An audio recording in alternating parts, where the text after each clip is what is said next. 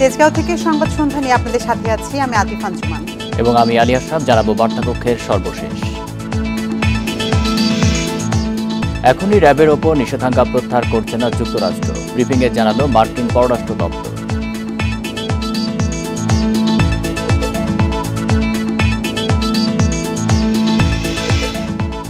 আগামী বাজেটে জিডিপি প্রবৃদ্ধি কমার ইঙ্গিত প্রধানমন্ত্রী, জনগণের কথা চিন্তা করে নীতিমালার পরামর্শ।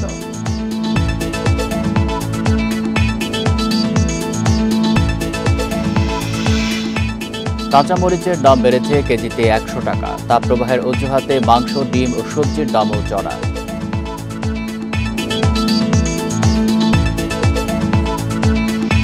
শিরোনাম শুনছিলেন এতক্ষণ, এবার চলে যাচ্ছে পুরো খবরে। র্যাবের উপর থেকে নিষেধাজ্ঞা প্রত্যাহার করছে না যুক্তরাষ্ট্র। মার্কিন পররাষ্ট্র মন্ত্রণালয়ে নিয়মিত ব্রিফিংয়ে সাংবাদিকদের প্রশ্নের জবাবে এমনটা জানান উপমুখপাত্র বেদান্ত প্যাটেল। এ সময় র্যাবের উপর থেকে নিষেধাজ্ঞা প্রত্যাহারে যুক্তরাষ্ট্র সরকারের ইচ্ছার বিষয়ে বাংলাদেশ সরকারের পক্ষ থেকে যে বক্তব্য এসেছে তা সঠিক নয় বলে দাবি করেন তিনি। বলেন, নিষেধাজ্ঞা দেওয়ার উদ্দেশ্যে র্যাবের আচরণে পরিবর্তন আনা এবং জবাবদিহিতাকে উৎসাহিত করা। মঙ্গলবার বাংলাদেশ সফর করেন মার্কিন সহকারী পররাষ্ট্রমন্ত্রী ডোনাল্ড লু। এ সময় র্যাবের নিষেধাজ্ঞা প্রত্যাহারের বিষয়ে আলোচনার কথা জানায় সরকার। মানবাধিকার লঙ্ঘনের অভিযোগে ২০২১ সালের ডিসেম্বরে র্যাব এবং এর সাবেক বর্তমান ৭ কর্মকর্তার উপর নিষেধাজ্ঞা আরোপ করে যুক্তরাষ্ট্র।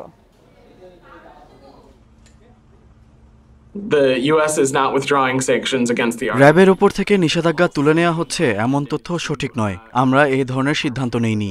আচরণের পরিবর্তন এবং জবাবদিহিতাকে উৎসাহিত করার লক্ষ্যেই এই নিষেধাজ্ঞা।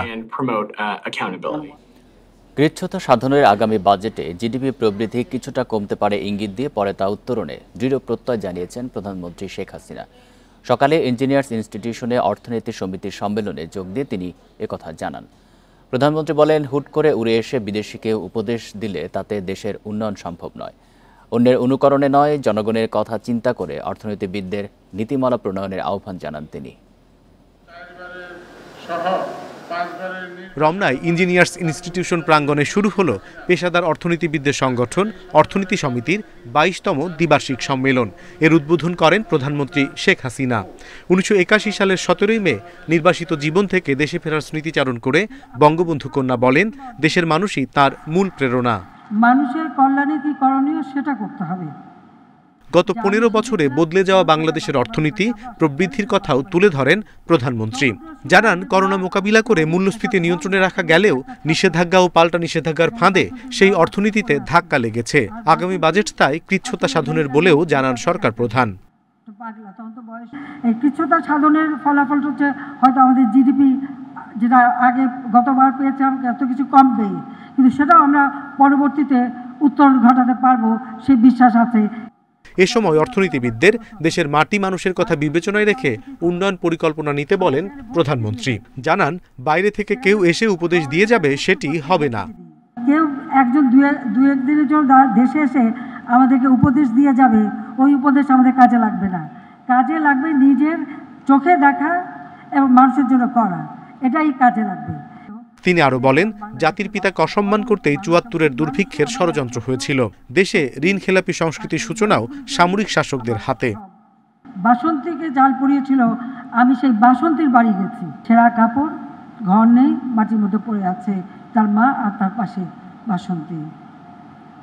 আমার প্রশ্ন ছিল যে যারা এত বদনাম করলো, এত সমালোচনা করলো, তারা কোথায়? তারা বাসন্তীদের খোঁজ তো নেয় না। বাসন্তীদের এই অবস্থা হলো কেন? আমার বাবার রক্ত নিয়েও বাসন্তীদের জীবনের পরিবর্তন কেন আসলো না, সেটাই আমার প্রশ্ন ছিল। ২০২৬ সালে এলডিসি উত্তরণের চ্যালেঞ্জ মোকাবিলা ও সুযোগ কাজে লাগানোর আহ্বানও জানান সরকার প্রধান। কোম্পানি যাতে খুলতে পারি। অনিমেষ কর, ইন্ডিপেন্ডেন্ট নিউজ, ঢাকা। জনগণের কাছে সবচেয়ে গ্রহণযোগ্য দল আওয়ামী লীগ, এটা ধরে রেখে এগিয়ে যেতে হবে বলে দলের নেতাকর্মীদের নির্দেশনা দিয়েছেন প্রধানমন্ত্রী শেখ হাসিনা। সকালে গণভবনে স্বদেশ প্রত্যাবর্তন দিবস উপলক্ষে নেতাকর্মীদের সঙ্গে শুভেচ্ছা বিনিময় অনুষ্ঠানে এই নির্দেশনা দেন তিনি। প্রধানমন্ত্রী বলেন, বাবা মা সবাইকে হারিয়ে এদেশের মানুষের মাঝেই তিনি নিজের পরিবার খুঁজে নিয়েছেন। তাই দেশের মানুষের অধিকার প্রতিষ্ঠা করতেই মৃত্যু ঝুঁকি উপেক্ষা করে তিনি দেশে ফিরেছিলেন। পরে মানুষের কল্যাণে আজীবন কাজ করে যাওয়ারও দৃঢ় প্রত্যয়ের কথা জানান প্রধানমন্ত্রী।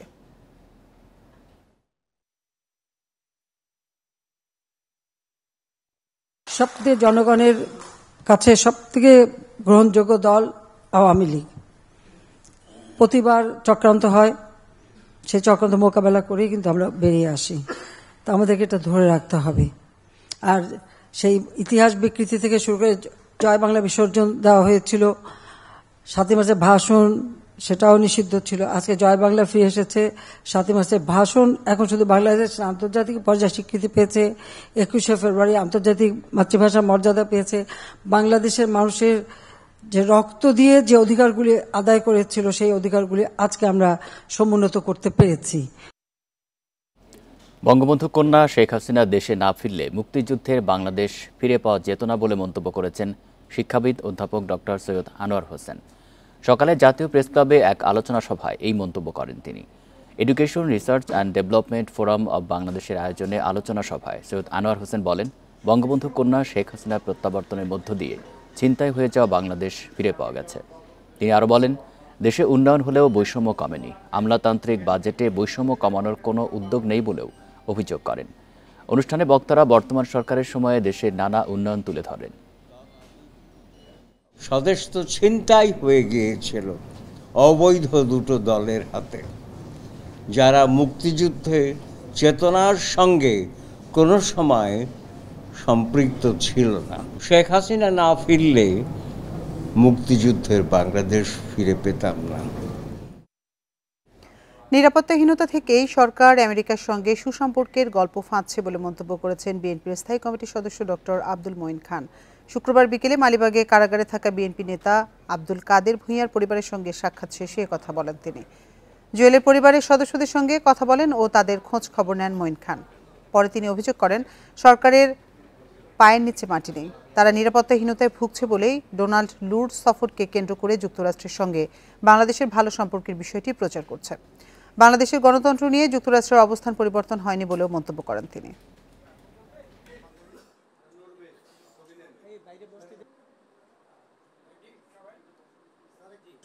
সরকার আজকে আস্থাহীনতায় ভুগছে, তাদের নিরাপত্তাহীনতায় ভুগছে, এবং সেই কারণেই তারা এমন সব গল্প ফাঁদে যে হ্যাঁ আমেরিকা তাদের সমর্থন করছে, আমেরিকার সঙ্গে তাদের ব্যবসা বাণিজ্য এগুলো চলছে।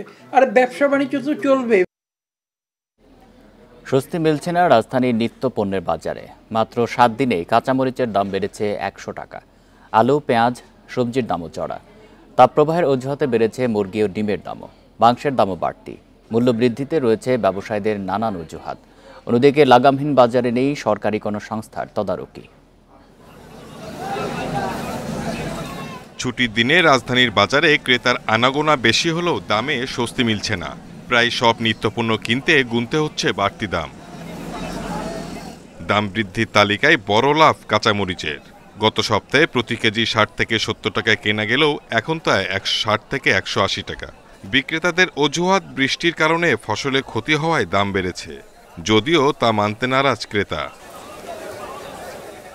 আলু, পেঁয়াজের দামেও কমতি নেই। 60 টাকায় আলু আর 80 টাকায় বিক্রি হচ্ছে পেঁয়াজ। অন্যান্য সবজি গড়ে 50 টাকায় মিলছে। যে চাকরি করি না কেন, আমরা যে টাকা বেতন পাই সেই ক্ষেত্রে কিন্তু আমাদের চলতে খুবই কষ্ট হয়। আমদানি যেরকম দাম এরকম, আমদানি কমে গেলে দাম বাইরে যায় ভাই। ডিম কিনতেও ভোগান্তিতে পড়তে হচ্ছে বাজারে। গত সপ্তাহে প্রতি ডজন ফার্মের মুরগির ডিম 140 টাকায় বিক্রি হলেও এখন তা কিনতে হচ্ছে 150 টাকায়। দামের পরিবর্তন না হলেও প্রতি কেজি ব্রয়লার মুরগি কিনতে হচ্ছে 220 টাকায়। সোনালী মুরগির কেজি 380 থেকে 400 টাকা। মানুষের নাগালে 1 ডজন ডিম রাখতেছে 150 টাকা, যেটা আমরা না, এটা লাগবে না, দাম বেড়ে গেছে। এখন এই যে কি করার, ওইটা নিতেছি না, এখন দেশি ডিমটা নিয়ে নিতেছি। জনগণ তো কষ্ট কিনতে, ডিমের দাম তো বেশি, মাঝে মাঝে দাম বাড়ে আবার কমে, এখন তো বাড়তি, আবার এখন তো জনগণের কষ্ট, গরিবের কষ্ট। বাজারে মাংস কিনতেও বাড়তি দাম গুনতে বাধ্য হচ্ছেন ভোক্তারা। গরুর মাংসের কেজি একদম 780 টাকা আর খাসির মাংসের দাম 1100 টাকা। Shahid Ahmed, independent News, Dhaka. দেশি বিদেশি কোনো শক্তি শেখ হাসিনাকে নিয়ন্ত্রণ করে না বলে মন্তব্য করেছেন আওয়ামী লীগের সাধারণ সম্পাদক ওবায়দুল কাদের। শুক্রবার রাজধানীর তেজগাঁয়ে শেখ হাসিনার স্বদেশ প্রত্যাবর্তন দিবসের সমাবেশে তিনি আরও বলেন, আওয়ামী লীগকে নিয়ন্ত্রণ করে দেশের জনগণ। কাদের বলেন, বিদেশি শক্তির নামে হুমকি দিয়ে লাভ নেই, কারণ জনগণ ছাড়া শেখ হাসিনা কাউকে পরোয়া করেন না। সড়কমন্ত্রী আরও বলেন, নিজেরা নিজেদের শত্রু হলে বাইরের শক্তির দরকার নেই। দলীয় শৃঙ্খলা যারা ভঙ্গ করেছে তাদের সবাইকে শাস্তির আওতায় আনা হবে বলেও জানান কাদের।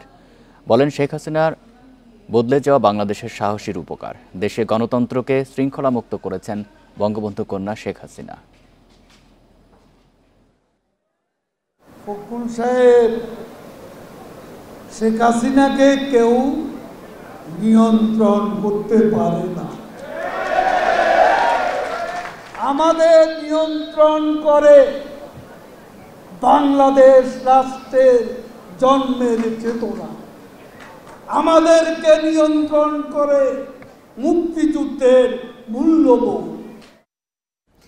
দেশের জনসংখ্যার 23.5% ভুগছে উচ্চ রক্তচাপে। 4 কোটিরও বেশি মানুষ এই রোগে ভুগলেও 50%ই জানেন না তারা এই রোগে আক্রান্ত।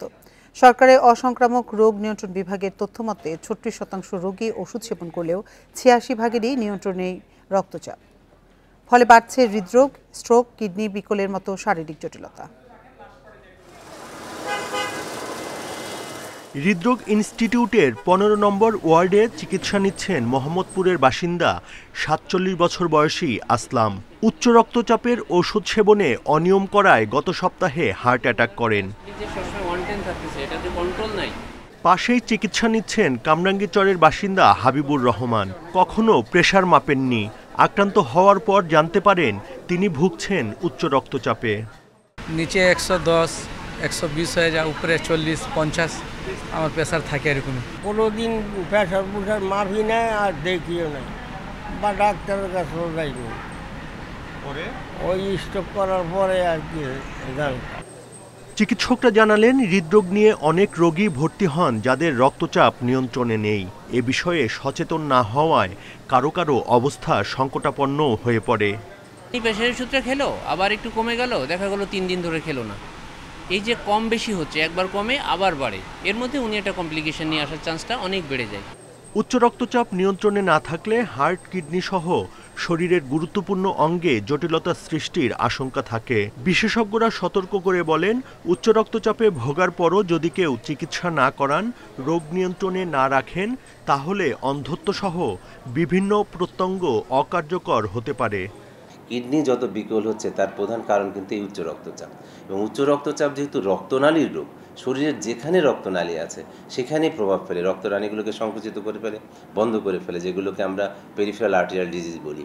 কাজে এক কথায় জীবনঘাতী। এবং সারা বিশ্বেই মোট মৃত্যুর 13% কিন্তু উচ্চ রক্তচাপ জড়িত জটিলতায় হয়ে থাকে। উচ্চ রক্তচাপ প্রতিরোধ করার জন্য খাদ্যাভ্যাসের পরিবর্তন ঘটাতে হবে। আমরা যদি বেশি ফ্যাটি ফুড খাই, আমরা গরুর মাংস, খাসির মাংস এগুলো যদি বেশি খাই, এগুলো কমাতে হবে আগে থেকে।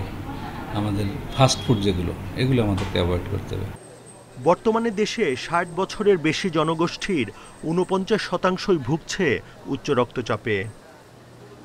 Buddhadeb Kundu, Independent News, Dhaka. কুমিল্লার 14 গ্রামে বাস নিয়ন্ত্রণ হারিয়ে খাদে পড়ে 5 জন নিহত হয়েছেন, আহত হয়েছেন আরও 10 জন। সকালে কুমিল্লার 14 গ্রামে এই সড়ক দুর্ঘটনা ঘটে। চালকের অসতর্কতায় দুর্ঘটনা ঘটেছে বলে ধারণা করছে হাইওয়ে পুলিশ। ঢাকা থেকে কক্সবাজার যাচ্ছিল রিল্যাক্স পরিবহনের স্লিপার কোচটি। শুক্রবার সকাল 6:45টার দিকে ঢাকা চট্টগ্রাম মহাসড়কের বসন্তপুর এলাকায় পৌঁছে নিয়ন্ত্রণ হারায়। এতে উল্টে রাস্তার পাশে খাদে পড়ে যায় বাসটি। ঘটে হতাহতের ঘটনা। এই গাড়ির কেউ এখনো ধাক্কাও দেয় নাই, কিছু দেয় নাই। আমরা তো ভিতরে আসছিলাম, কিছু জানি না।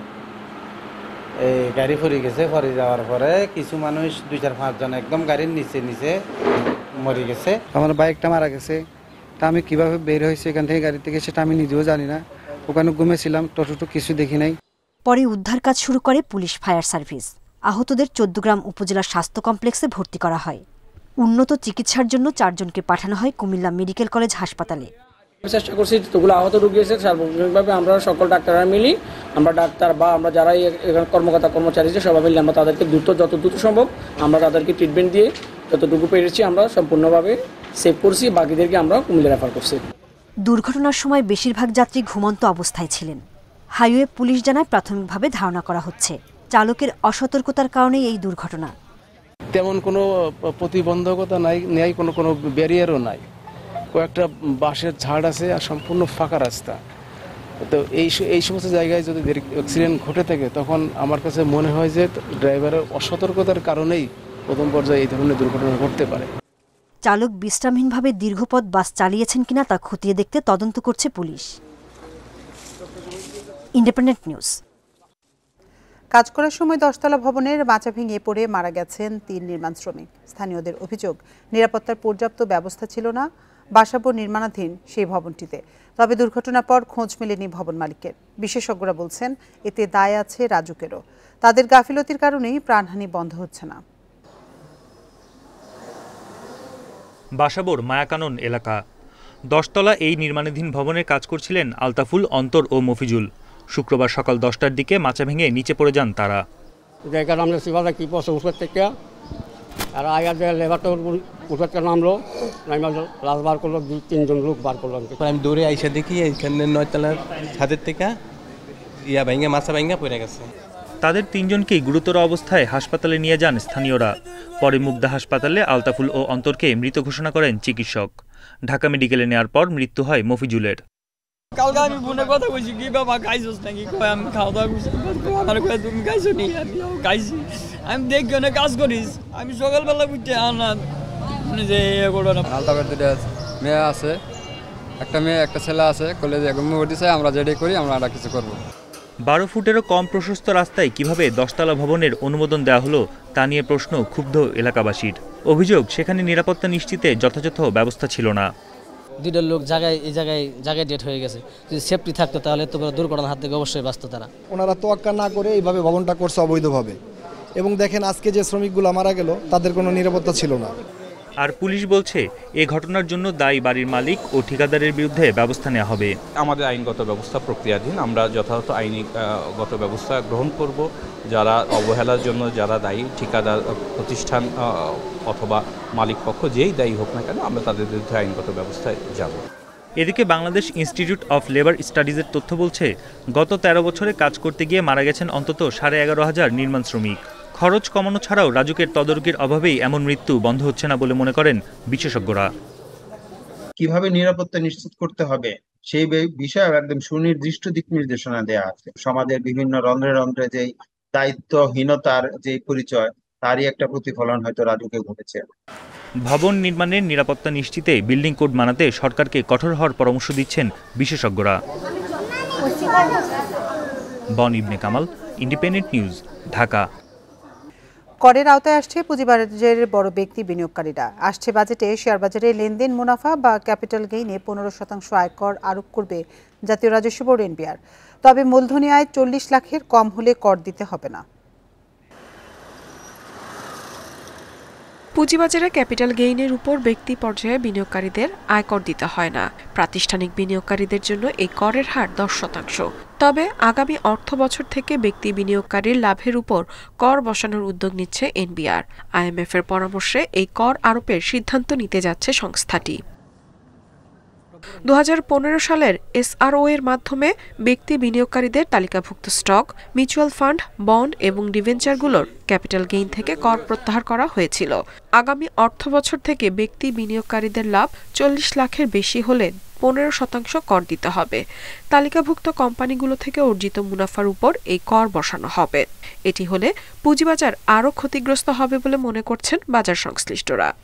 আমাদের পুঁজিবাজার কিন্তু একটা নেতিবাচক অবস্থার মধ্য দিয়ে যাচ্ছে, তো সেটার উপরে যদি আরেকটা করের বাড়তি বোঝা প্রয়োগ করা হয় তাহলে সেটা আরো নেতিবাচক হবে। ক্ষুদ্র বিনিয়োগকারীদের এক্ষেত্রে চিন্তার কারণ নেই বলে মনে করছেন বাজার বিশ্লেষকরা। তবে নানামুখী সংকট থাকায় এই সিদ্ধান্ত বিনিয়োগকারীদের মনস্তাত্ত্বিক চাপ বাড়াবে।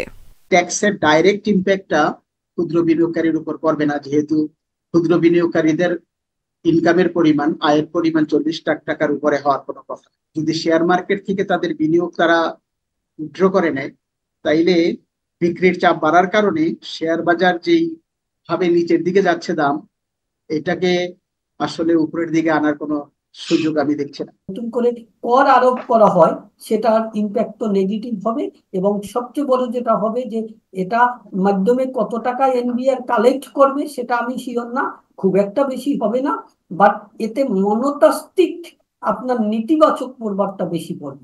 আসছে বাজেটেও শর্ত সাপেক্ষে কর্পোরেট কর কমানোর সিদ্ধান্ত নিয়েছে এনবিআর, তবে সব খাতে নয়। উৎপাদনশীল খাতের সঙ্গে জড়িত পুঁজিবাজারের তালিকা বহির্ভূত শিল্পের কর কমানো হচ্ছে। এ জাতীয় কোম্পানির কর 27.5% থেকে কমিয়ে 25% করা হচ্ছে। বাকি সব খাতের কর অপরিবর্তিত থাকছে। ইফাতারা, ইন্ডিপেন্ডেন্ট নিউজ।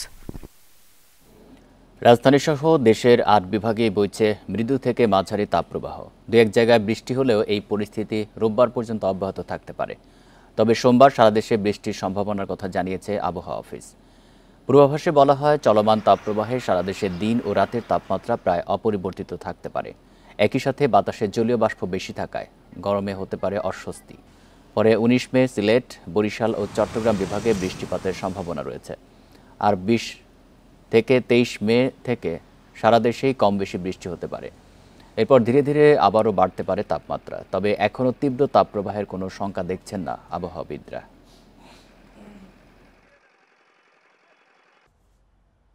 আগামী কালকের পর থেকে, বিশেষ করে 19 তারিখের পর থেকে এই চলমান তাপপ্রবাহ অনেকটা প্রশমিত হতে পারে। প্রথম দিকে 19 তারিখে হয়তোবা সিলেট, চট্টগ্রাম এবং বরিশাল বিভাগে তাপমাত্রা কিছুটা কমে ওখানে মৃদু ধরনের তাপপ্রবাহ বয়ে যেতে পারে এবং সেই সাথে 20 তারিখ থেকে আমরা আশা করছি যে সারা দেশেই যে চলমান তাপপ্রবাহ, সেই তাপপ্রবাহ অনেকটা প্রশমিত হয়ে যেতে পারে।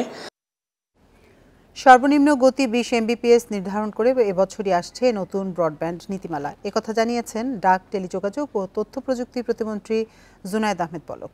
শুক্রবার সকালে বিশ্ব টেলিযোগাযোগ ও তথ্য সংঘ দিবসের অনুষ্ঠানে তিনি একথা জানান। 2 বছরের মধ্যে দেশের তৃতীয় সাবমেরিন কেবল স্থাপন করা হবে বলেও জানান তিনি। ডিজিটাল উদ্ভাবন, টেকসই উন্নয়ন স্লোগানে রাজধানীর ওসমানী মিলনায়তনে বিশ্ব টেলিযোগাযোগ দিবসের আয়োজন। এতে অবমুক্ত করা হয় স্মারক ডাক টিকিট। মাননীয় প্রতিমন্ত্রী আমাদের খুদে ডাকটিয়নদের হাতে তুলে দিচ্ছেন আমাদের ডাক টিকিট উদ্বোধনী খাম। সংশ্লিষ্টরা জানান, দেশের সব ইউনিয়নেই অপটিক্যাল ফাইবার সেবা পৌঁছেছে। দুর্গম 117টি ইউনিয়নে ইন্টারনেট সেবা দিচ্ছে বঙ্গবন্ধু স্যাটেলাইট। তবে সার্বিক উন্নয়ন নিশ্চিতে প্রযুক্তি খাতকে রাজনৈতিক প্রভাবমুক্ত করার আহ্বান বক্তাদের। এই সমস্ত যেগুলো রিয়েলি টেকনিক্যাল ব্যাপার, এই সমস্ত থেকে পলিটিক্স বাইট করে জনগণের যে স্বাভাবিক মার্কেট আছে, মার্কেট ড্রিভেন যদি হয়, তাহলে এই সেক্টর আরো সমৃদ্ধ হবে। আমরা চাচ্ছি প্রত্যেকটি বাড়ি এবং প্রত্যেকটি ঘর পর্যায়ে, সেটা যতই প্রত্যন্ত অঞ্চল হোক, যতই দুর্গম এলাকা হোক, আমরা প্রত্যেকটি মানুষকে রিচ করতে চাচ্ছি বাংলাদেশে। এ সময় জলবায়ু পরিবর্তন মোকাবেলায় পরিবেশ বান্ধব প্রযুক্তির উপরও জোর দেন বক্তারা। এই ক্লাইমেট চেঞ্জকে ঠেকাতে না পারি, তাহলে কিন্তু আমাদের সাস্টেনেবল ডেভেলপমেন্ট হবে না। এটা অত্যন্ত গুরুত্বপূর্ণ। এই জন্য আমাদের পাওয়ার সেক্টরে অনেক ধরনের ইনোভেশন আমাদের। এদিকে টেলিফোন শিল্প সংস্থাকে লাভজনক করার আশ্বাস দেন টেলিযোগাযোগ প্রতিমন্ত্রী। জানান, নতুন কৃত্রিম বুদ্ধিমত্তা আইন ও ব্রডব্যান্ড নীতিমালার কথা। 2024 সালে আমরা নতুন ব্রডব্যান্ড পলিসি ঘোষণা করব, যেখানে অন্তত পক্ষে 20 মেগাবিটকে আমরা ব্রডব্যান্ড হিসেবে ঘোষণা করব, যাতে এর নিচে কোনো ব্রডব্যান্ড কানেক্টিভিটি কেউ দিতে না পারে। অনুষ্ঠানে নেটওয়ার্কিং অবকাঠামো বিষয়ে মোবাইল অপারেটর রবি ও বাংলালিংকের মধ্যে সমঝোতা সই হয়। ইকরামুল কবির, ইন্ডিপেন্ডেন্ট নিউজ, ঢাকা। আর এই ছিল সংবাদ সন্ধ্যার আজকের আয়োজন। ইন্ডিপেন্ডেন্ট টেলিভিশনের সব খবরের আরো বিস্তারিত জানতে চোখ রাখুন ফেসবুক, এক্স এবং ইউটিউবে। ধন্যবাদ সবাইকে।